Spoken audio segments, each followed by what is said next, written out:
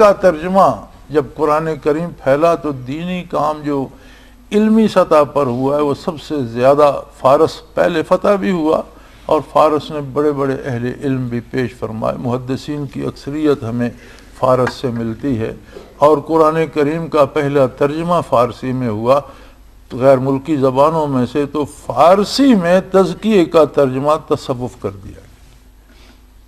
بعد میں لکھنے والوں نے بہت سی باتیں بنائی، وہ صوف پہنتے تھے اس لیے انہیں صوفی کہا جانے لگا، وہ الگ رہتے تھے، یہ ساری باتیں ہیں۔ کوئی تصوف کی یہ شرط نہیں ہے کہ وہ صوف پہنے، بلکہ تصوف کی شرط یہ ہے، تزکیے کی شرط یہ ہے کہ جو جس حال میں رہتا ہے اپنے اسی حال میں اسی لباس میں رہے، اگر وہ غیر شرعی نہیں ہے تو۔ تصوف کے لیے لباس نہ بدلے، لبادے نہ بنائے، جبہ و دستار تصوف کے لیے نہ پہنے، تصوف کے لیے دکھاوے کے لباس نہ بنائے، یہ تو تصوف میں منع ہے، تو پھر اسے صوف سے صوفی کیسے کہنے لگ گئے؟ یہ لباس خاص کر لینا یہ تو تصوف کے ابتدائی باتوں میں سے ہے، منع ہے کہ جو جس لباس میں رہتا ہے، جس طرح زندگی گزارتا ہے، جو اس کا پیشہ ہے، جو کاروبار ہے، کوئی خلاف شریعت بات ہے تو وہ چھوڑ دے، شرعی حدود کے اندر دکاندار دکانداری کرے، سپاہی اپنی ملازمت کرے، مجاہد اپنا جہاد کرے، عالم اپنا علم پڑھائے، جو جس کا کام ہے، جس شعبہ زندگی میں جو اس کا لباس ہے اس میں رہے، اور ان کیفیات کو دل میں اتارنے کی کوشش کرے۔ وہ کیفیات کہاں سے ملیں، کیسے آئیں؟ قرآن حکیم تو بازار میں کتاب مل جاتی ہے، ہم اٹھا کے لے آتے ہیں، ہم پڑھ سکتے ہیں الحمدللہ۔ دنیا کی ہر زبان میں اس کا ترجمہ، اس کی تفسیر مل جاتی ہے، ہم پڑھ سکتے ہیں، پڑھانے والے مل جاتے ہیں، ان سے پڑھ سکتے ہیں۔ حدیث شریف کی ہر کتاب ہر علمی کتب خانے پہ مل جاتی ہے، اور ہم وہاں سے لا بھی سکتے ہیں، ہر زبان میں ان کا ترجمہ مل جاتا ہے، خود پڑھ سکتے ہیں، پڑھانے والے بتانے والے مل جاتے ہیں، ان سے جا کر پوچھ سکتے ہیں۔ تو یہ کیفیات کس دکان پہ، کس کتب خانے پہ، کس جگہ پر، کہاں ان کی کوئی دکان، ان کی کوئی ایسی جگہ جہاں سے یہ کیفیات بھی دل میں انڈیلی جا سکیں؟ تو ان کی پہلی دکان تھی صحابہ کرام رضوان اللہ علیہم اجمعین۔ ان کے قلوب اس طرح روشن ہوئے، بارگاہ نبوی میں تو یہ دولت ایسے بٹتی نہیں تھی، لٹتی تھی، کہ جس کی نگاہ ایمان کے ساتھ حضور پر پڑ گئی، یا حضور کی نگاہ نے اسے دیکھ لیا، حضور کی نگاہ میں وہ آ گیا، تو کیفیات کا خزانہ اس کے سینے میں انڈیل دیا، اور وہ شرف صحابیت سے مشرف ہو گیا۔ صحابی وہ منزل ہے کہ ہم سمجھتے ہیں کہ ہر ولی اللہ کتنا قابل احترام ہے، اگر دنیا کے جتنے افراد ہیں سارے ولی ہو جائیں، سب کی ولاد جمع کی جائے تو بھی صحابی کی گرد پاک کو نہیں پہنچ سکتی۔ صحابیت اتنا بلند مقام، تو وہ ایک نگاہ نے اسے شرف صحابیت سے بہرہور کر دیا۔ وہ کسی نے کہا تھا، منسی پارے دل می فروشم، میں دل کے ٹکڑے بیچنا چاہتا ہوں، میں دل بیچتا پھرتا ہوں، وہ گفتہ قیمتش گفتم نگاہ۔ کسی نے پوچھا کیا لوگے، کہ قیمت کیا ہے اس کی؟ میں نے کہا ایک نظر، دل تو ایک نظر میں بک جائے گا، اس کی ساری قیمت ایک نظر ہے۔ تو اس نے پوچھا کم ترش، بھئی مانگی قیمت کب ملتی ہے؟ اگر تم بیچنے ہی نکلے ہو تو ایک نگاہ تو تم نے مانگ لی، اب مانگی قیمت کون دے گا؟ اس میں کچھ رعایت کرو۔ بے گفتہ کم ترش گفتم کے گاہ، میں نے کہا زندگی میں ایک نگاہ صحیح، کبھی زندگی میں ایک نظر صحیح، اس کے بدلے دل بک جائے گا۔ وہ تو ایک نظر تھی محمد الرسول اللہ صلی اللہ علیہ وسلم کی، جو زندگی میں کسی کو ایک نصیب ہو گئی، دل بک گئے، دل فروخت ہو گئے، دل اپنے نہ رہے، دل غلام ہو گئے محمد الرسول اللہ کے، دلوں کا تزکیہ ہو گیا، بندہ صوفی بن گیا۔ ہر صحابی تو اس درجے پہ ممتاز تھا، وہ تو نگاہ نبوی سے سرفراز تھا، کوئی قید نہیں تھی۔ مزے کی بات یہ ہے کہ بھئی کتابیں تو ہم جو پڑھتا ہے وہ عالم بن جاتا ہے، اب جس نے کتابیں نہیں پڑھی وہ کیا کرے؟ وہ تزکیے کے لیے کتابیں پڑھنا شرط نہیں تھا، بلکہ تزکیہ شرط تھا کتابوں کے پڑھنے کے لیے۔ تزکیہ ہو جاتا تو کتابیں پڑھنا سہل ہو جاتا، ان کے مفاہیم دل میں اترنے لگتے، اور جب بندہ آمادہ ہو جاتا کام کرنے پر، آپ ایک کام نہیں کرنا چاہتے، ایک ایسی ٹیکنالوجی ہے، ایک ایسی انجینئرنگ ہے، وہ کام آپ نہیں کرنا چاہتے، کوئی اس کی بکلیٹ آپ کو دے دیتا ہے، یہ پڑھو، آپ پڑھتے رہیں، بیزاری سے ہی پڑھیں گے، میں نے جب یہ کام ہی نہیں کرنا اس کے میں کیا کروں۔ لیکن اگر وہ کام آپ کرنا چاہتے ہیں، کوئی آپ کو اس کی بکلیٹ بھی لا کے دیتا ہے، تو آپ اس کے ممنون ہوں گے کہ یہ تو میں کرنا چاہتا تھا۔ آپ کتاب کا ایک ایک جملہ غور سے پڑھیں گے، پھر اس کے مطابق وہ قابلہ وہ سکرو جوڑنے کی کوشش کریں گے کہ وہ چیز جو میں بنانا چاہتا ہوں بن جائے۔ اگلا جملہ پڑھنے سے پہلے آپ چاہیں گے کہ پہلے جملے پر عمل کر لوں کہ یہ بھول نہ جائے۔ اگر پہلے صفحے پہ لکھا ہے کہ اس کا بنیادی ڈھانچہ اس طرح سے جوڑنا ہے، تو اگر آپ کرنا چاہتے ہیں تو پھر آپ پہلے صفحے پہ رک کر پہلے وہ ڈھانچہ جوڑیں گے کہ دوسرا صفحہ پڑھوں تو یہ ترکیب بھول نہ جائے، پھر دوسرا پڑھیں گے بھی آگے فلاں تار فلاں جگہ، اس طرح کرنے لگ جائیں گے۔ یہی طریق ہے تصوف کا کہ دل میں وہ کیفیات نبوت، برکات نبوت اتر جاتی ہیں اور دین پر عمل کرنے کو دل چاہتا ہے، پھر کتاب و حکمت راستہ بتاتی جاتی ہے، بندہ چلتا چلا جاتا ہے۔ اب اس کے دل میں وہ شوق تو آپ نے پیدا کیا نہیں، اسے کتابیں پڑھا رہے ہیں، وہ بھی پڑھ رہا ہے، طوطے کی طرح رٹ لے گا، زبانی یاد کر لے گا، کام تو وہی کرے گا جو اس کے دل کو پسند ہوگا۔ تو یوں عملی زندگی میں صرف ظاہری علم سے اصلاح نہیں ہوتی۔ صحابہ کرام کو تو یہ ملا، اور صرف علماء کو نہ ملا، آنے والے ہر شخص کو، امیر غریب، بچہ بوڑھا مرد عورت، جو بھی نگاہ ناز میں آ گیا شرف صحابیت سے سرفراز ہو گیا۔ یہ کیفیت صحابہ کرام میں بھی بدرجہ اتم موجود تھی، وہ بھی روشن تھے، براہ راست نور نبوت سے ان کے سینے منور تھے، جو لمحہ بھر ان کی محفل میں بیٹھ گیا وہی تابعی ہو گئے۔ تابعین میں بھی یہ قوت بدرجہ اتم موجود تھی، ان کی صحبت میں بھی جو پہنچا تبع تابعین کا ایک الگ طبقہ بن گیا۔ اب تبع تابعین میں آ کر وہ قوت ایسی نہیں رہی کہ ہر آنے والا ایک نگاہ میں اس کے دل میں کیفیات اتر جائیں، اسے ان کے پاس بیٹھ کر متوجہ اللہ ہو کر اللہ کا ذکر کرنا پڑا، دل کو روشن کرنا پڑا، دل کو صاف کرنا پڑا۔ انہوں نے اپنے دل سے توجہ کی، وہ برکات اس کے دل میں انڈیلنا شروع کی، اس پر متوجہ ہوئے، اس نے اپنے دل کو اللہ اللہ سے صاف کیا تو وہ برکات اس دل میں اترنے لگی، اور وہ خواہش اس میں بھی آنے لگی کہ مجھے بتاؤ مجھے کیا کرنا ہے، میں محمد صلی اللہ علیہ وسلم کی غلامی کرنا چاہتا ہوں۔ تصوف کیا ہے کہ میں ارشادات نبوی کو اپنانا چاہتا ہوں، اور ارشادات نبوی کیا ہے کہ دنیا کی ہر ذی روح کو جینے کا حق ہے، ہاں جو طریقہ شریعت نے دیا ہے، جو چیزیں تمہارے لیے حلال فرمائی ہیں انہیں تمہیں ذبح کر کے کھاتے ہو، لیکن جو حلال نہیں ہے انہیں محض تفنن تباہ کے لیے کتوں کی لڑائی کرا کے انہیں مروا دینا شرعاً حرام ہے۔ محض خون بہانے کے لیے شوق سے درندوں کو مارتے پھرنا جائز نہیں ہے، نقصان کرتے ہیں تمہارے۔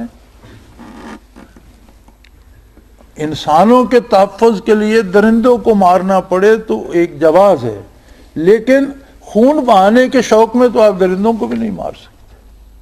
کافر کو محض کافر کر کے آپ قتل نہیں کر سکتے، ہاں وہ دنیا میں فساد پھیلا رہا ہے، ظلم کر رہا ہے، آپ ظلم کو روکنا چاہتے ہیں، تو اگر وہ ظلم سے باز آ جائے پھر بھی آپ کی تلوار اس پہ نہیں اٹھے گی، پھر بھی آپ کی بندوق اس کی طرف نہیں جائے گی۔ ہاں جب تک وہ ظلم کا حمایتی ہے، آپ ظلم کے مخالف ہیں، آپ ظلمت کے مخالف ہیں، آپ نور پھیلائیں گے، آپ ظلم کے مخالف ہیں، اسلام عدل پھیلائے گا، لیکن بلا وجہ کسی کی جان و مال و آبرو کو نہیں چھیڑ سکے گا۔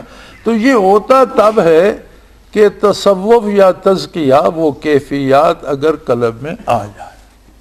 چنانچہ تبا تابعین کے بعد اللہ کے گنتی کے ایسے بندے پیدا ہوئے جنہوں نے عمریں لگائیں، محنتیں کیں، ان کی خدمت میں رہے اور یہ برکات حاصل کی. اس لیے صوفیاء کا ایک طبقہ الگ ہو گیا. صحابہ میں کوئی الگ طبقہ نہیں تھا، سارے صحابی تھے.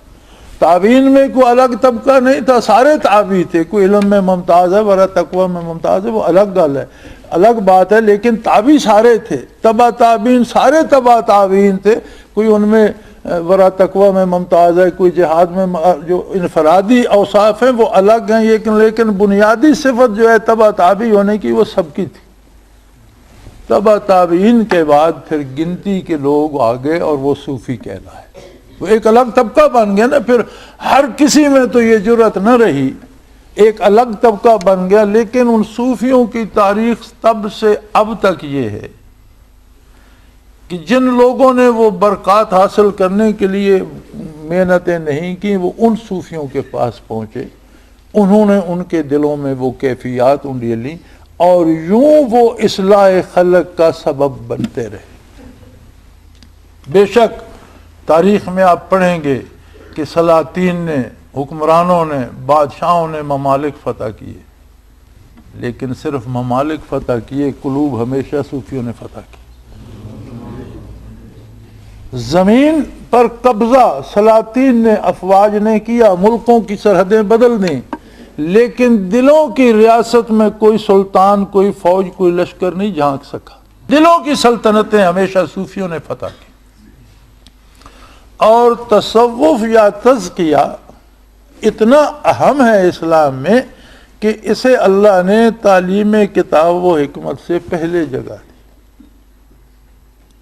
پھر دنیا میں بہت سے لوگ معروف ہوئے، پھر ان سے بے شمار لوگ مستفید ہوئے، ان کے نام سے پھر سلاسل تصوف چل نکلے اور بے شمار برکات جہان میں ان کی بٹی. ہمارے ہاں سلاسل اربع معروف ہیں، لیکن یہ کوئی آخری گنتی نہیں ہے، بلکہ دنیا میں بے شمار سلاسل ہوئے. بعض کے لوگ دنیا سے اٹھ گئے، سلسلے ختم ہو گئے، بعض ابھی تک دنیا میں موجود ہیں.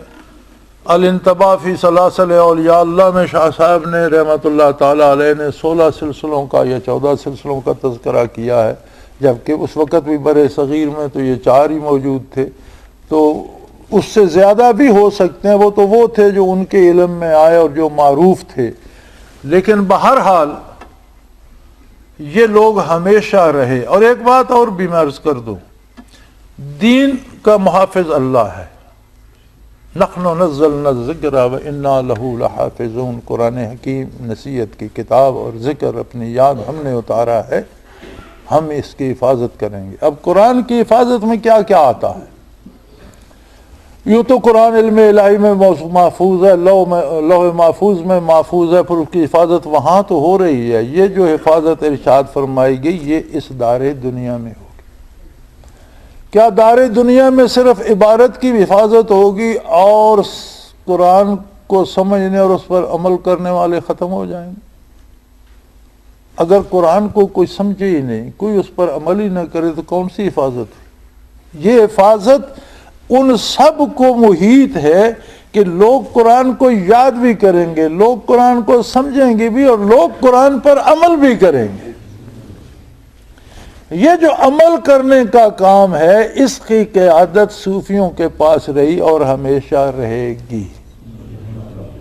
ایک انقلاب آیا روس میں، سرخ انقلاب، ایک سرخ آندھی آئی، ہر چیز کو اڑا کر بہا کر لے گئی، حتیٰ کہ مساجد کو استبلوں میں تبدیل کر دیا گیا، گھروں کو اجاڑ دیا گیا، شرفاء کو ذلیل کر دیا گیا، اور دین کا نام لینا ممنوع قرار دے دیا گیا. اذان پر پابندی لگ گئی، نماز پر پابندی لگ گئی، پردے پر پابندی لگ گئی، اور یہ پابندی 75 برس، پون صدی مسلسل جاری رہی. 75 برس یہ ظلم جاری رہا. 75 برس کے بعد 2 نسلیں گزر جاتی ہیں 75 برسوں میں.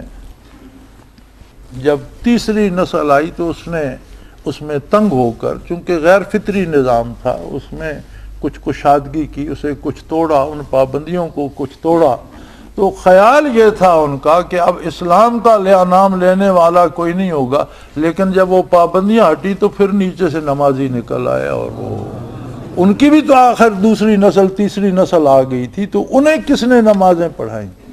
اس پر ایک روسی تجزیہ نگار تجزیہ کرتے ہوئے کہتا ہے کہ اس بات کی ہمیں سمجھ نہیں تھی کہ ان میں کچھ ذاکرین اور کچھ صوفی قسم کے لوگ ہوتے ہیں، اور وہ ایسے ہوتے ہیں کہ وہ ان جذبات کو دلوں میں اتار دیتے ہیں۔ تو ہمارے ہاں جو صوفی سلسلے تھے اور جو ذاکرین کے سلسلے تھے وہ زیر زمین چلتے رہے، لوگ ان سے برکات لیتے رہے، لوگ دین سیکھتے رہے، اور جتنا ممکن تھا اس پر عمل کرتے بھی رہے، اور جیسے پابندی ہٹی تو پھر مسلمان کے مسلمان نکلا۔